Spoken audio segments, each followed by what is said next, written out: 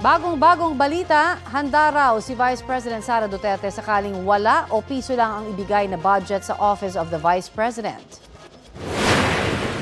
Narinig din namin na merong defunding, i-defund daw ang Office of the Vice President budget. Narinig din namin na posibleng piso lang ang ibigay na budget sa Office of the Vice President. Handa ako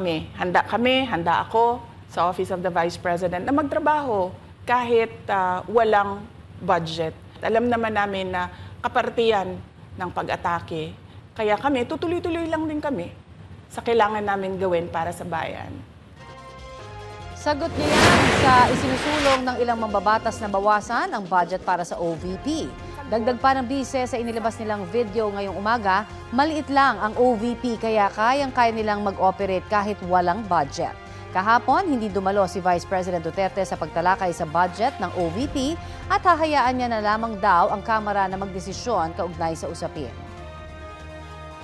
Kapuso, para sa mga maiinit na balita, mag-subscribe sa GMA Integrated News sa YouTube.